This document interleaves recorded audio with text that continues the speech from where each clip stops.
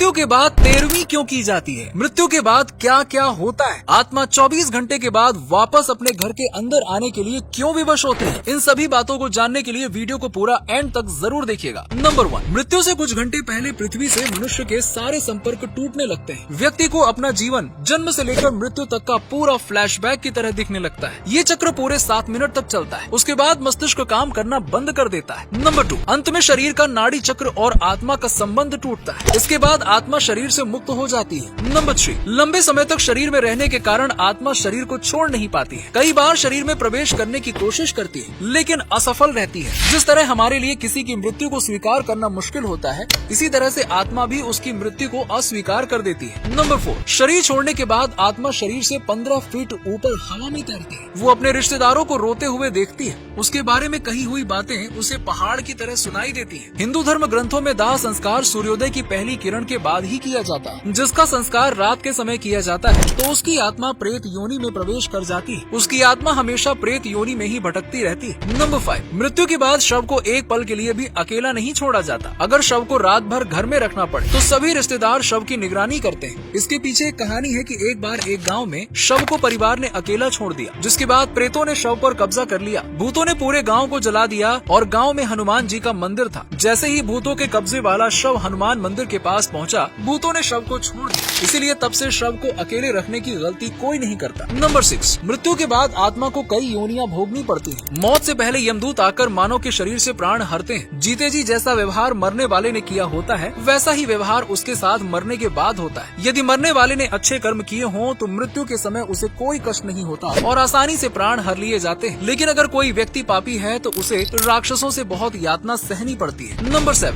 मृत्यु के बाद आत्मा को रास्ते में वैतरणी नदी पार करनी होती है। इस नदी में आग होती है और कष्ट उठाना पड़ता है। फिर आत्मा को यमराज के सामने प्रस्तुत किया जाता है, जहाँ चित्रगुप्त यमराज के सामने व्यक्ति के पाप पुण्य का लेखा जोखा बताते हैं कि इसने कौन कौन से कर्म किए हैं। मनुष्य को उसके कर्मों के आधार पर उसे स्वर्ग या नरक मिलता है। गरुड़ पुराण के अनुसार कुल 36 प्रकार के नरक होते हैं। इनमें चित्रित यातनाएं बहुत भयानक होती है। नंबर 8, गरुड़ पुराण के अनुसार आत्महत्या करने वाले शख्स की आत्मा को कष्ट सहना पड़ता है। उसने जीवन के नियत समय से पहले ही प्राण त्यागे होते हैं। ये शरीर हमारा नहीं बल्कि एक किराए का घर है। इस शरीर को धारण कर जीवन दुनिया में आता है। अब आत्मा शरीर को छोड़ती है तो मानव शरीर जो पंच तत्वों से बना है और अंत में पंच तत्वों में विलीन हो जाता है। नंबर 9, मौत के 13 दिन बाद तक आत्मा अपने लोक में पहुंचती है। गरुड़ पुराण के अनुसार इन 13 दिनों बाद घर से आत्मा का मोह और वास खत्म हो जाता है। साथ ही साथ घर को 13 दिन बाद शुद्धि मिलती है। इसीलिए मृत्यु के 13 दिन बाद 13वीं मनाई जाती है। तो दोस्तों, आपको हमारा ये वीडियो कैसा लगा कमेंट सेक्शन में कमेंट करके जरूर बताइए।